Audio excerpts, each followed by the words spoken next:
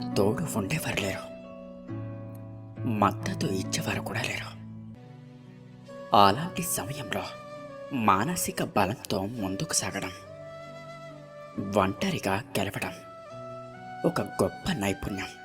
ఇది ఒక్కసారి అలవాటైతే మనలో అపారమైన ధైర్యం, నమ్మకం, అలాగే ఆత్మవిశ్వాసం ఉత్పన్నమవుతాయి. ఇది కేవలం నైపుణ్యమే కాకుండా మన జీవితం పట్ల తీసుకోవలసిన ఒక దృక్పథం. ఒంటరిగా గెలవడం అంటే ప్రతి విషయాన్ని కూడా ఒంటరిగా చేయడం కాదు.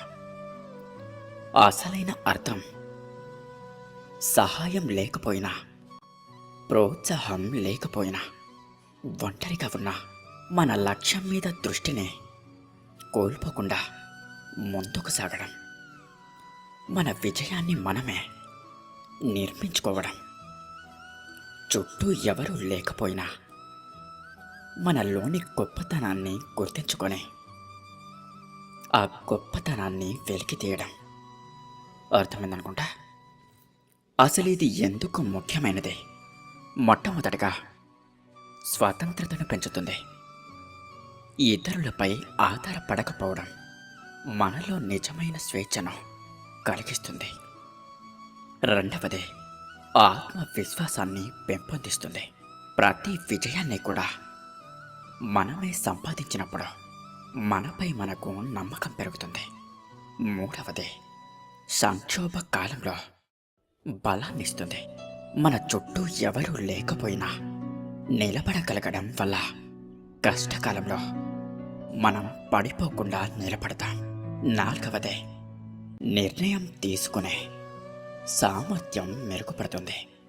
మౌనం ఇంకా శాంతి మనలో తలపోసుకుంటే సరైన నిర్ణయాలను తీసుకోగలగడం ఒక గొప్ప శక్తిగా పెంపొందుతుంది.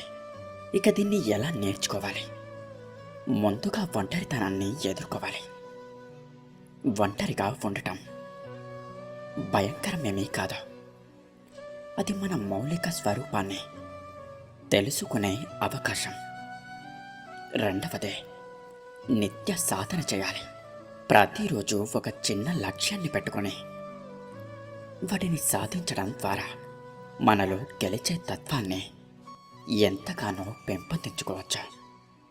మూడవది, మానసిక స్థైర్యాన్ని మెరుగుపరుచుకోవాలి. ధ్యానం, స్వచింతన లాంటి పద్ధతులు మనల్ని లోపల నుంచి బలపరుస్తాయి. నాలుగవది, అపజయాల నుండి నేర్చుకోవాలి. ఒంటరితనంగా ఉన్నప్పుడు చేసే తప్పులు మనకే ఓ పాఠంగా ఉంటాయి. వాటిని బాధగా కాక అభివృద్ధికి అవకాశంగా తీసుకోవాలి. ఐదవది, ఇతరుల గుర్తింపు కోసం ఎదురు చూడకూడదు. నీ విజయాన్ని గుర్తించేది ముందుగా నువ్వే కావాలి. ఇతరుల ప్రశంసలు ఆలస్యంగా రావచ్చు, కానీ నీ యొక్క కృషికి నువ్వే రూపమవుతావు. ఒక చెట్టు ఎప్పుడూ కూడా బహుళ అడుగుల లోతున తన వేళ్లను పెంచుకుంటుంది, ముందే ఎత్తుగా పెరగక ముందే. అదేవిధంగా మన జీవితంలో ఒంటరిగా గెలవడం అనేది మన బలాన్ని లోతుగా పెంచే ప్రక్రియ.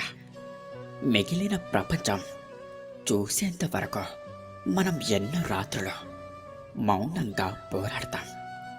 ఆ పోరాటంలో మనం ఒంటరిగా ఉంటాం, కానీ అదే మన గెలుపుకు పునాదవుతుంది. నిజమైన గెలుపు ఎప్పుడు కూడా బయట కాదు, అది మన లోపలే మొదలవుతుంది. మీరు కూడా మీ జీవిత పోరాటంలో ఒంటరిగా గెలవడం నేర్చుకోండి. ఎందుకంటే మీరు గెలిచినప్పుడు అది పూర్తిగా మీ విజయమే అవుతుంది, మరెవ్వరిదే కాదు. ఒంటరిగా గెలవడం ఒక యాత్ర. ప్రతి ఒక్కరి జీవితం ఒక ప్రత్యేకమైన యాత్ర. అందులోని మార్గాలు, మలుపులు, ఎత్తులు, కింద పడిపోవడం, ఇవన్నీ కూడా మన దారిలోనే ఉంటాయి. కానీ ఆ యాత్రలో ప్రతి మెట్టు కూడా మనకు మనంగా ఎక్కాలి. అందులో కొన్ని దారిలో మనం ఒంటరిగా సాగాలి.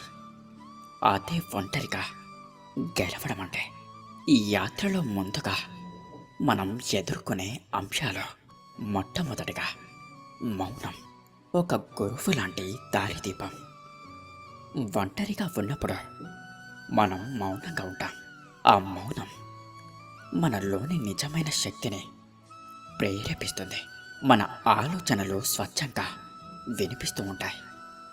అది మన అంతర్గత శబ్దాన్ని స్పష్టంగా వినిపింపజేస్తుంది. రెండవది, మనస్సు ఒక పోరాట భూమిగా మారిపోతుంది.